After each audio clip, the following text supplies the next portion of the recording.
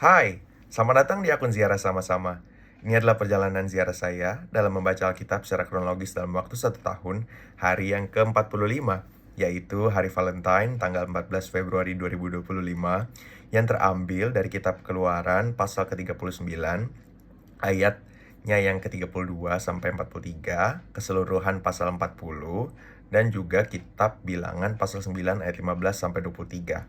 Jadi, saya secara pribadi dan mungkin juga sebagian dari kita telah memasuki ujung dari kitab Keluaran, yang mana di 1-2 hari ke depan dari bacaan yang hari ke-46 atau hari ini sampai berikutnya akan ada transisi ke kitab Imamat dan juga kitab Bilangan.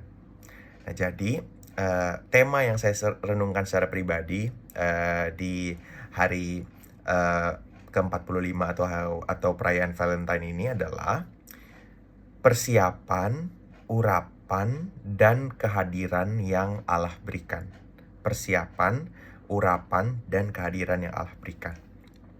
Nah, jadi setelah semua peralatan suci itu selesai dibuat oleh Bezaleel, Aholiab, dan juga seluruh tim mereka, Musa mendapatkan gilirannya untuk melakukan pengecekan pada hasil pekerjaan mereka. Nah, jadi berarti bahwa Musa yang telah akrab dengan Allah juga tahu hati Allah bahwa pembangunan yang baik membutuhkan pengecekan hasil pekerjaan. Nah, jadi Allah lah yang meletakkan dasar dari ketelitian dan juga standard of operation yang baik yang diteladani oleh Musa. Jadi Musa setia mengecek sekitar, kalau saya tidak salah hitung, ada 20 jenis pekerjaan atau 20 jenis peralatan suci yang terdiri dari lebih dari satu item setiap list peralatannya itu yang kita bisa baca di sepanjang kitab Keluaran ini. Nah, jadi berkat Tuhan baru mengalir, Musa baru memberkati mereka, baru memberkati pekerjaan yang mereka buat setelah pekerjaan mereka telah dinyatakan Musa sebagai pekerjaan yang baik dan tuntas sesuai dengan yang Tuhan perintahkan. Nah, jadi saya merenungkan, terkadang inilah cara berkat Tuhan mengalir, terkadang ya, sesuai yang Tuhan perintahkan. Nah, jadi tidak hanya di momen-momen tertentu yang kita mendapatkan berkat itu secara gratis, tetapi memang ada berkat-berkat yang hal materi atau hal rohani atau hikmat baru. Berkat-berkat tersebut baru tersedia saat kita mengerjakan sesuatu terlebih dahulu, atau saat kita menyelesaikan sesuatu terlebih dahulu yang Tuhan percayakan, yang membuat kita bertumbuh dan dewasa. Jadi setelah hal-hal tersebut kita lakukan dan kita selesaikan terlebih dahulu, baru berkat yang baru disiapkan, baru hikmat yang baru disiapkan, baru perlengkapan-perlengkapan yang baru dianugerahkan atau dipercayakan buat saya dan juga buat kita. Nah, jadi 1 tahun telah berlalu sejak Allah membebaskan umat Israel dari perbudakan dari orang-orang Mesir, karena waktu tabernakel tersebut selesai, waktu kemah suci tersebut selesai adalah saat bulan pertama di tahun yang berikutnya. Nah, bulan pertama yang dimaksud ini bukan bulan Januari, tetapi kalau di kalender modern, cara penanggalan dari orang Yahudi kuno itu adalah awal tahun itu di bulan April, yang menandakan bulan mereka dibebaskan dari perbudakan di Mesir. Jadi 1 tahun sudah berlalu. Nah, namun ada langkah-langkah yang dilalui oleh umat Israel, yaitu setelah Musa memberkati semua peralatan dan juga orang-orangnya, Musa melakukan penyusunan letak dari kemah suci, tabut perjanjian, dan seluruh barang di dalamnya dan di sekitarnya. Jadi bukan tugas Bezaleel dan Aholiab yang menyusunnya, tetapi Musa yang bertugas menyusunnya. Nah, berarti Musa memimpin lewat memberi contoh dan teladan tentang cara menyusun kemah suci tersebut, yang nantinya akan ditiru, akan diteruskan, akan dilanjutkan oleh keturunan dari Harun, dari anak-anaknya Harun. Jadi kemah suci ini dan segala isinya akan dibongkar, akan dibawa ke arah di mana tiang awan dan tiang api berjalan. Nah, jadi setelah semua tersusun, semua peralatan suci ini ditaruh di letak yang tepat. Nah, barang-barang ini tidak akan bisa dipakai jika tidak diurapi lebih dulu dengan minyak urapan yang telah diracik berdasarkan kumpulan rempah-rempah terbaik yang Tuhan telah perintahkan. Jadi saya menemukan bahwa semua tak akan berjalan tanpa urapan Tuhan. Lalu, ini bagian yang mungkin paling menarik buat saya, bahwa proses pembasuhan yang dilakukan Musa terhadap Harun dan juga anak-anaknya, orang-orang yang akan bertugas di kemah suci dan di persembahan korban bakaran. Nah, ini mengajarkan sesuatu yang menarik buat saya. Jadi seperti ini.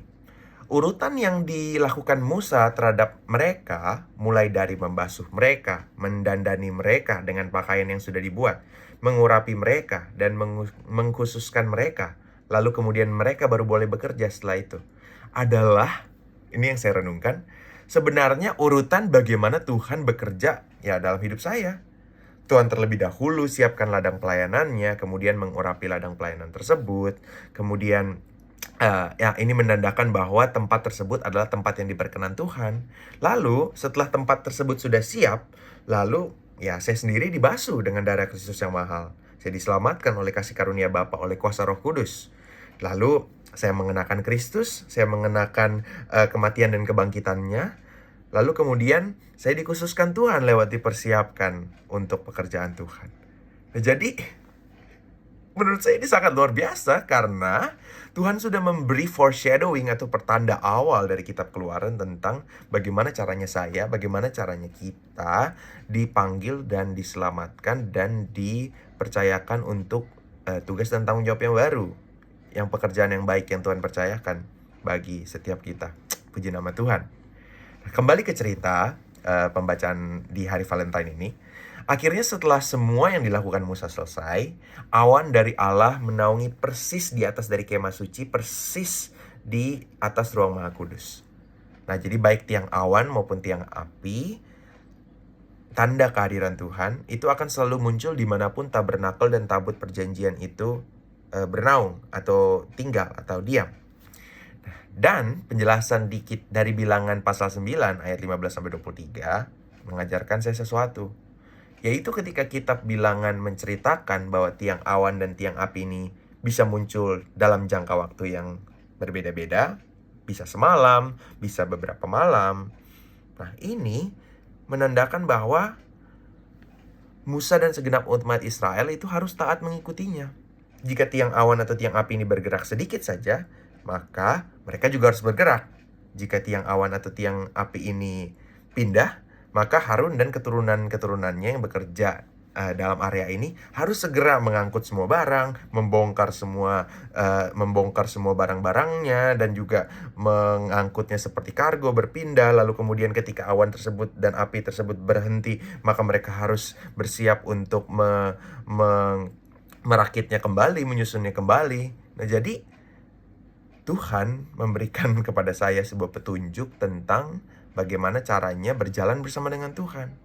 Yaitu bahwa ya benar-benar harus mengikuti ritmenya. Saat Tuhan berhenti, ya saya harus berhenti. Saat Tuhan berjalan, saya harus berjalan. Jadi semua berdasarkan ritme dan kebiasaan Tuhan, bukan ritme dan kebiasaan hidup saya sendiri. Puji Tuhan, Ia memberikan pada saya cara terbaik dan cara yang terpas untuk bagaimana hidup di dunia ini, yaitu hidup mengikuti jalan-jalannya Tuhan. Jadi menurut saya ini adalah akhir yang indah dari kitab Keluaran, yaitu bahwa orang-orang Israel bisa diselamatkan, itu bukan hanya untuk diselamatkan, tetapi supaya mereka bisa hidup dan berjalan bersama-sama dengan Tuhan, dan dengan menggunakan jalan hidup Tuhan. Ini adalah pembebasan yang sejati, lebih daripada dibebaskan hanya untuk mereka tidak diperbudak lagi, tetapi dibebaskan untuk hidup bersama Sang Pembebas. Nah, jadi kehidupan yang indah dimulai saat Tuhan hadir dan bekerja dan menuntun. Inilah yang menurut saya adalah hadiah Valentine yang terbaik dan termanis yang bisa saya dapatkan, dan saya harapkan juga bisa kita semua dapatkan. Jadi sekian yang bisa saya bagikan di seri hari Valentine ini, yaitu hari ke-45. Tuhan memberkati.